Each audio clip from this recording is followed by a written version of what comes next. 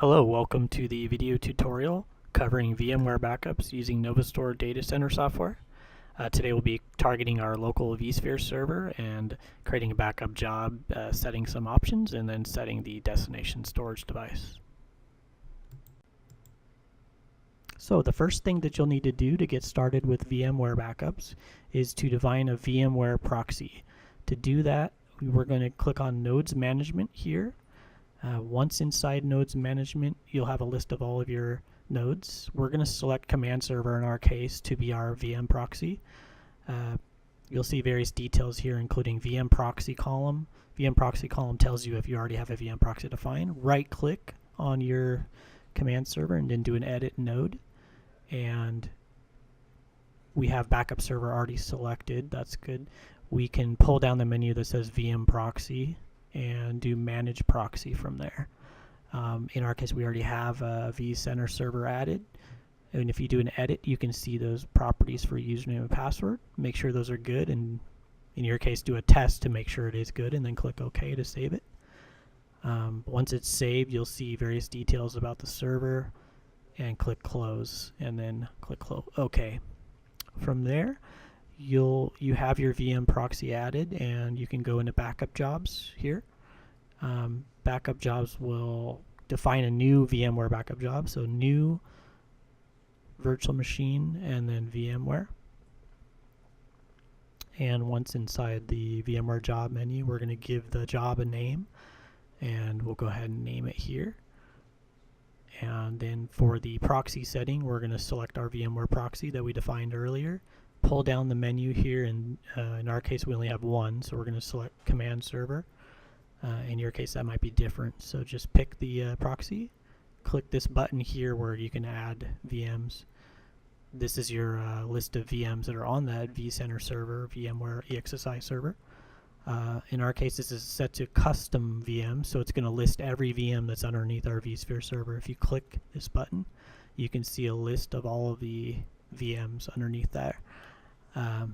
In this case, we're going to pick our Windows Server 2012 R2 VM, and if you want to choose the entire set of volumes, you can just hit the left checkbox if you need to back up, and tell the backup software that you only want to back up certain volumes. You can go ahead and select the expand button here, and you'll see a list of all of your volumes inside this VM. So these are all the virtual hard disks that are inside this particular VM, and by default they'll all be checked. I can go ahead and uncheck this last one, and it's 150 gig volume. So that means if I uncheck that volume, it's not going to include that volume in the VM backup. And you do have that control with VMware in the data center software to exclude disks, and you may have a reason to exclude disks if that disk includes data that you could say easily restore with like a file backup method, or possibly you don't really care about the data that's on that volume. Maybe it's temporary data. So once you're done, click OK, and then you can see backup scheme options and various options here. Full backup is the default, and that's going to be the first backup that you create. It's going to always be a full VMware backup. We do have options for differential and incremental. And so when we're talking about differential and incremental, it relies on that full backup to be created first. And for instance, for incremental, it's going to back up the changes. Say if you schedule that incremental for a daily backup, it's just going to back up changes since the last full. And if we're talking about differential, it's going to back up changes since the last differential ran. So in that case, the differential backup can be fairly large if you don't regularly do a full backup with the data center software. So incremental will just do daily backup and what's changed. These options here automatically enable change block tracking. CBT is using the native CBT feature on vSphere EXSI, which uses the change block tracking feature of VMware, which allows the backup software to know what exactly changed by the block level. And that's going to basically automatically enable the feature on your vSphere server without having to do anything inside the VM. as far as advanced options to get CBT to work.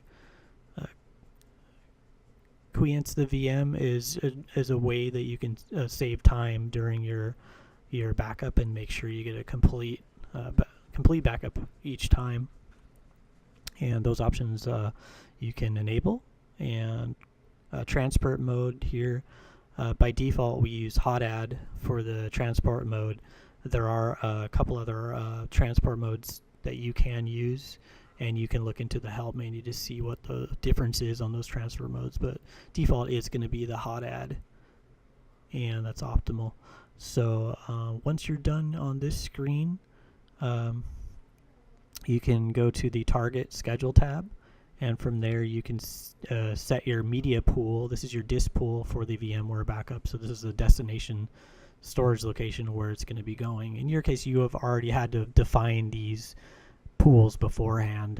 In our case, we have a GIR pool, which is a GIR. It's allowing for granular item restore for VMware backups, and in this case we also have a single tape pool and a regular disk pool in this list. But going back to the GIR pool, I'm going to select our GIR pool, and I'm going to go down to schedule, and I'm going to go ahead and schedule it. I already have predefined scheduled here that I've already created earlier as daily, so I'm going to select my daily.